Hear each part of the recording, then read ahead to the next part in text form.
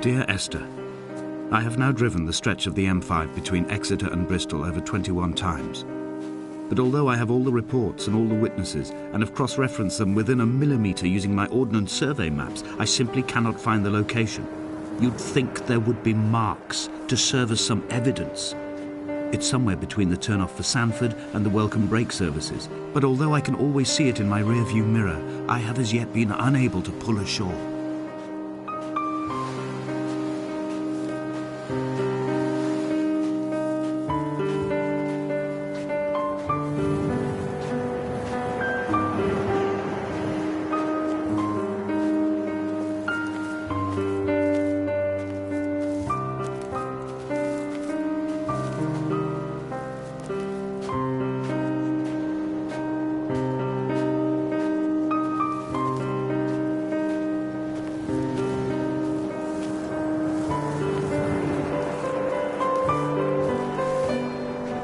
I had kidney stones and you visited me in the hospital.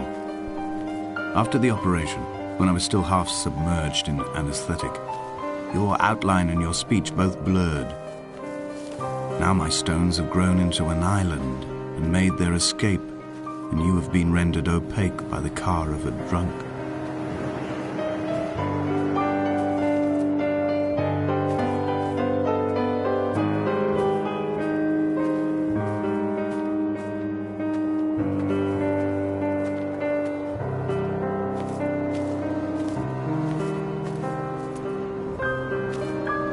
Is this what Paul saw through his windscreen?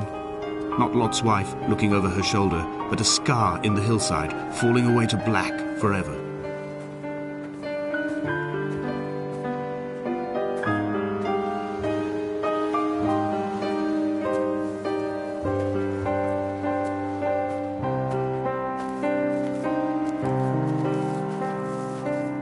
I've begun my ascent on the windless slope of the western side.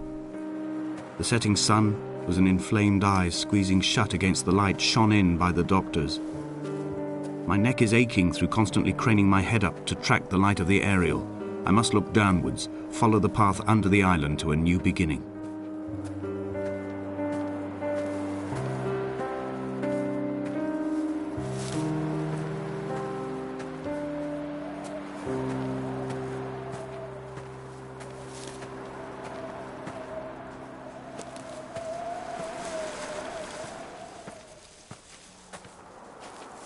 The bothy was constructed originally in the early 1700s. By then, shepherding had formalised into a career. The first habitual shepherd was a man called Jacobsen, from a lineage of migratory Scandinavians. He was not considered a man of breeding by the mainlanders. He came here every summer whilst building the bothy, hoping eventually that becoming a man of property would secure him a wife and a lineage. Donnelly records that it did not work. He caught some disease from his malcontented goats and died 2 years after completing it. There was no one to carve white lines into the cliff for him, either.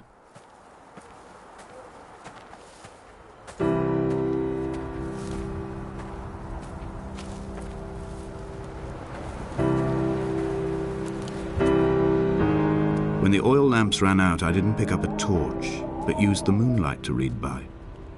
When I've pulled the last shreds of sense from it, I will throw Donnelly's book from the cliffs and perhaps myself with it. Maybe it will wash back up through the caves and erupt from the spring when the rain comes, making its return to the hermit's cave. Perhaps it will be back on the table when I wake. I think I may have thrown it into the sea several times before.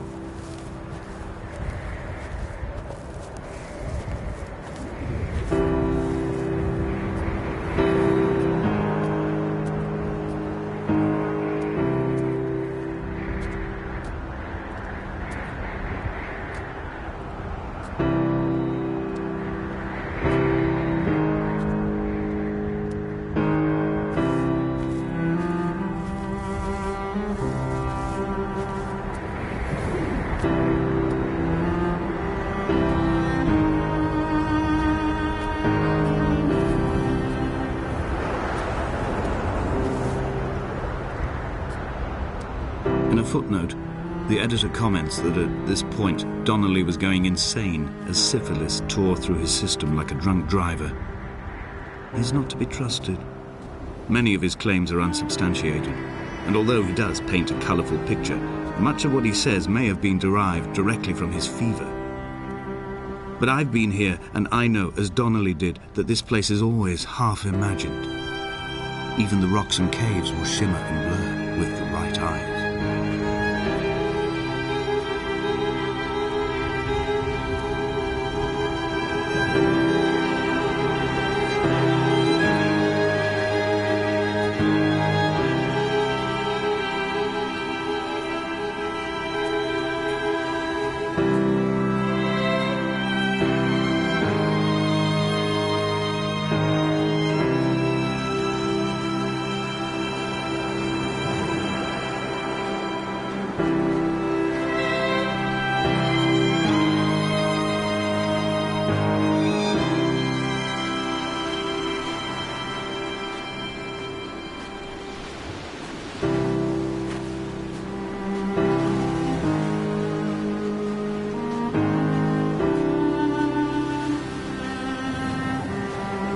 Climbing down to the caves, I slipped and fell and have injured my leg.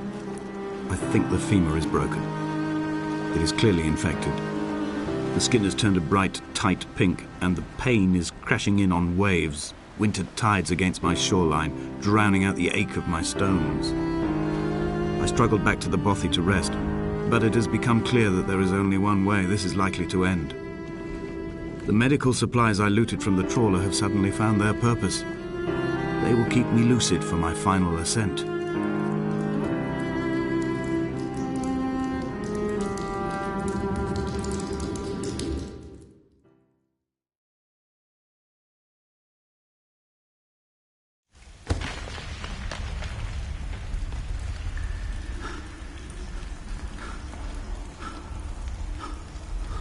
Did Jakobsen crawl this far? Can I identify the scratches his nails ruined into the rocks? Am I following him cell for cell, inch for inch? Why did he turn back on himself and not carry through to the ascent?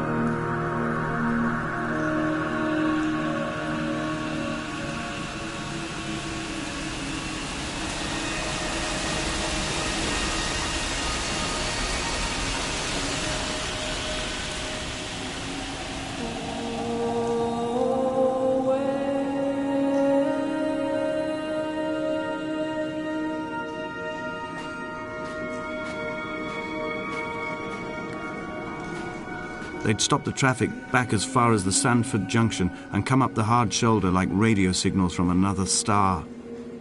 It took 21 minutes for them to arrive. I watched Paul time it to the second on his watch.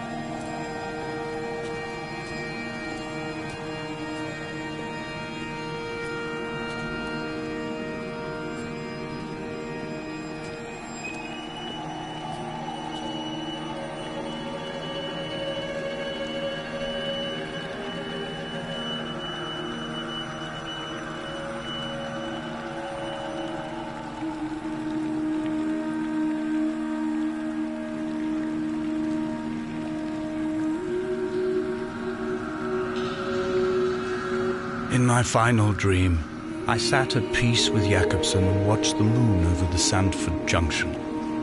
Goats grazed on the hard shoulder, a world gone to weed and redemption. He showed me his fever scars, and I mine, between each shoulder the nascency of flight.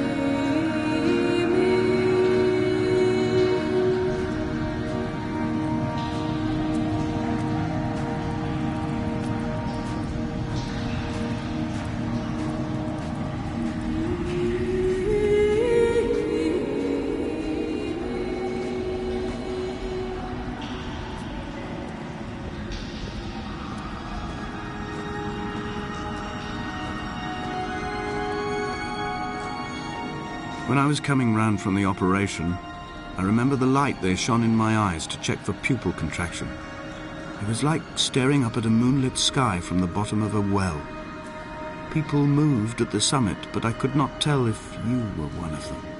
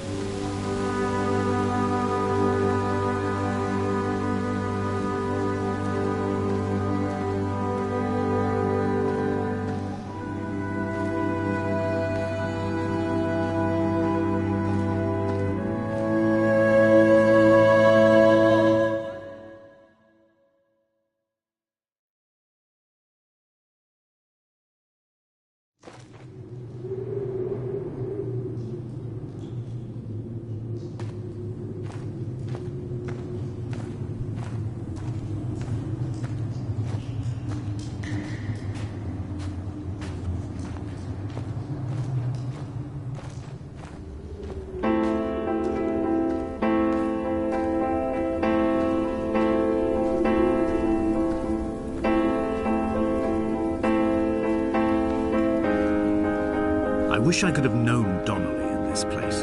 We would have had so much to debate. Did he paint these stones or did I?